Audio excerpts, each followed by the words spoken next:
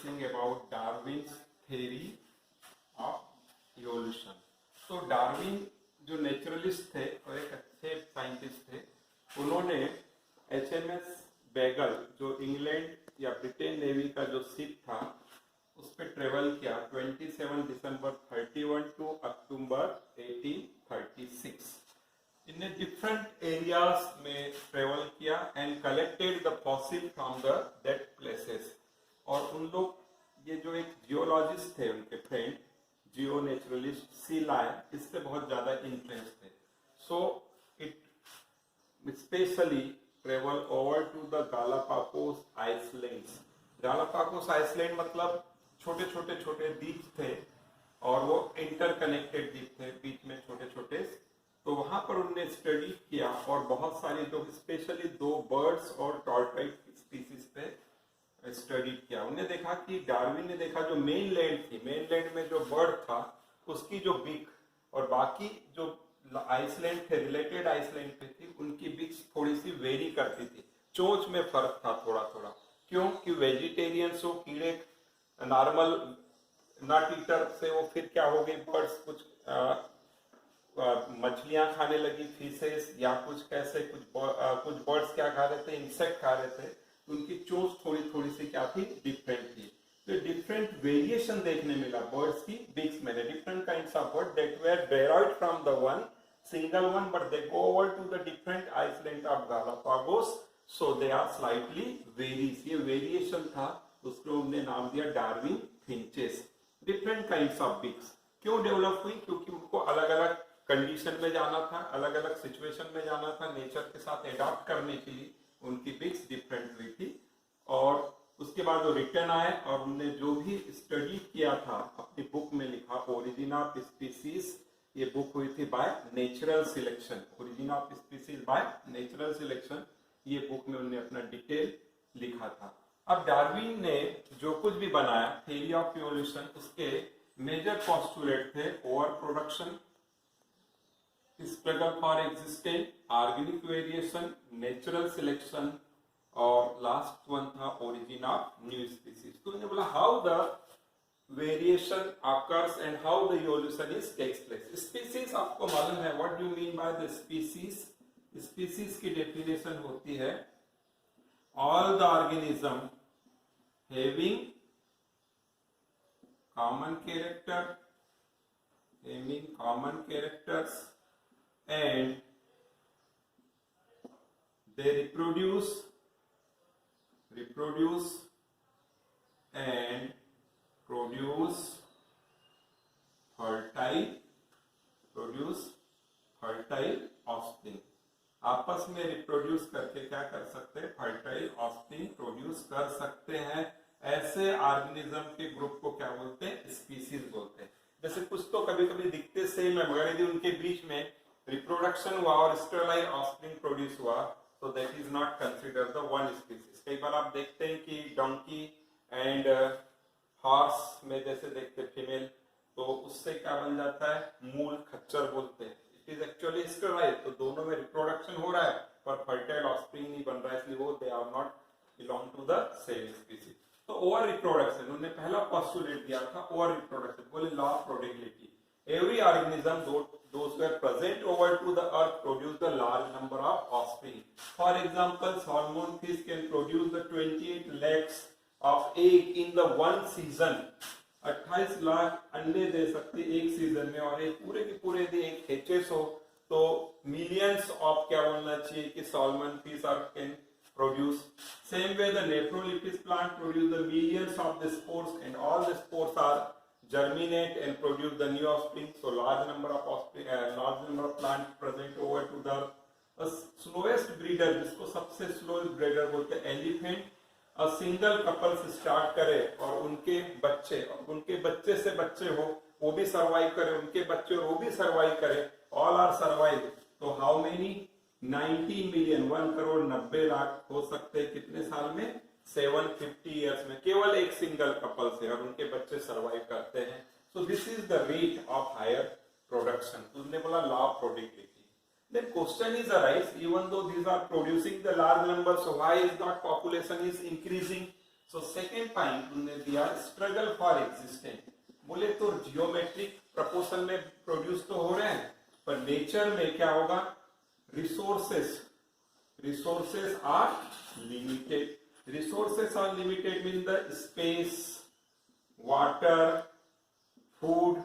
अब अर्थ पे food, space सब तो लिमिटेड है, तो क्या होगा कि उनके बीच में आपस में क्या हो जाएगा, कंपटीशन हो जाएगा। कंपटीशन होने से those are the weaker, those are not able to adopt that condition, वो क्या हो जाते हैं, इलिमिनेटेड हो जाते हैं। बोले ज्यादा जरूर प्रोड्यूस करते हैं पर बचते बहुत कम है, और वीकर वाले एलिमिनेट हो जाते हैं। तो स्ट्रगल फॉर एग्जिस्टेंस में अपने आप को बचाने के लिए कौन कौन से टाइप के स्ट्रगल होते हैं। कई बार नेचर से जो करते हैं, तो नेचर के साथ इन्वायरमेंटल रेजिस्टेंस बोलेंगे आप इसको, इन्वायरमेंटल रेजिस्टेंस।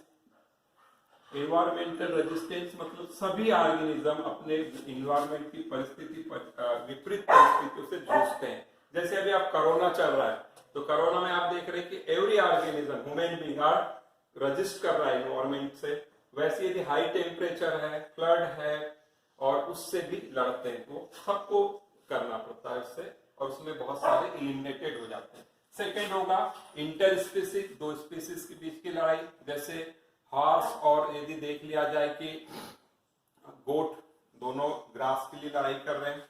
इंटर स्पेसिफिक एक ही स्पीसीज के दो member, goat and goat horse, तो सबसे स्ट्रांग होता है इंट्रा स्पेसिफिक। एक ही चीज के लिए यदि मेंबर लड़ेंगे तो उसमें ज्यादा जल्दी उनका एलिमिनेशन होगा। तो यहाँ पर देखा कि number remain constant, why even though the number are produce large but their number is restricted, because ये जिसको रोक देती है कौन, ये नेचर में जो रिसोर्सेस है लिमिटेड है।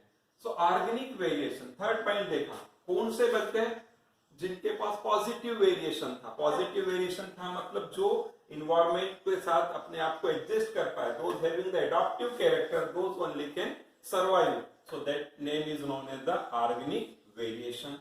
अब ऑर्गेनिक वेरिएशन जिसमें होगा यानी पॉजिटिव वेरिएशन होगा, they will be selected. So selected मतलब डार्विन ने बोला कि जो बच गया उसको नेचर ने सिलेक्ट कर लिया, that process is known as the natural selection. या फिर बचे क्यों, क्योंकि वो फिट थे उस कंडीशन के लिए। तो हर्बर्ट स्पेंसर ने इसी टर्म को बोला survival of fittest. One best example given by the Darwin, the preferred मथ, ग्रे कलर के थे। प्रिफर्ड मथ कैसे कलर के थे, ग्रे। तो ग्रे कलर के मथ, डिस्टेंट सिटी आप देखेंगे लंदन में, ब्रिटेन में, तो वहां पर जो ट्री ट्रंक थे, पहले जो ट्री के ट्रंक है, ये कैसे कलर के थे, ग्रे। सो प्रिफर्ड मथ पहले यहाँ पर ट्री ट्रंक में जो बैठ जाते थे, sit over, they are gray. Tree trunk is also gray. They are not easily detected by the lizard, so they are survive and reproduce. So population of gray color mud, that is known as the Biston Betularia, was large in number. But after the industrialization, उद्योग लगे, उद्योग लगने के बाद क्या हो गया, इसका कलर कैसा हो गया, ग्रे से कैसा हो गया, ब्लैक। ब्लैक होने से ग्रे कलर वाले इजीली डिटेक्ट होने लगे, और जो ब्लैक कलर के थे, even though number was less, they are survive and reproduce. So gradually it is found that the black color mud, Biston carbonaria population is increases. So इससे क्या indication जाता है कि जैसे नेचर था तो ग्रे कलर वाले नेचर के साथ एडजस्ट हो रहे थे, they are survive and reproduce, but black हो रहे थे उस समय, मगर वो इजीली डिटेक्ट होते थे। नंबर दोनों के सेम प्रोड्यूस हो रहे थे, but इजीली डिटेक्ट हो जाते थे, डेथ हो जाती थी। They are not mature and then does not produce the new offspring. तो इसने ऐसा एक एग्जांपल दिया, बोले nature play an important role, variation is positive और negative, it decided by the nature. उन्होंने एक एग्जांपल अगेन उन्होंने फिर क्या किया, वापस से इसको ब्लैक कलर वाले में ग्रे कलर का पेंट कर दिया। एक लेबोरेटरी में अपने मॉडल लेके कुछ एरिया में, उसमें देखा कि अगेन फिर से किसका पॉपुलेशन क्या हो गया, इंक्रीज हो गया। तो नेचर पे उन्होंने ज्यादा फोकस किया था, इसलिए उनकी थ्योरी का नाम था natural selection. Then another one example उन्होंने लिया था जिराफ का। जिराफ का भी एग्जांपल उन्होंने दिया कि लॉन्ग नेक। सेकेंड एग्जांपल और उन्होंने दिया था जैसे डीडीटी स्प्रे करते हैं मॉस्किटो पे, तो mosquito are resistant to DDT, तो some species are killed but the some species of mosquito which become resistant, they produce the resistant mosquito and their population is increases. So nature के साथ जो adjust होगा they will be survive. And last in this way the new species, अब जैसे Biston betularia converted into the Biston carbonaria, so slightly differed from the Biston Betullaria. So this is formation of new species. So origin of new species or reproduction, then struggle for existence, Vicaral eliminated, organic variation having the positive variation, able to adapt the environment. So nature is allowed to survive them. That is called the natural selection.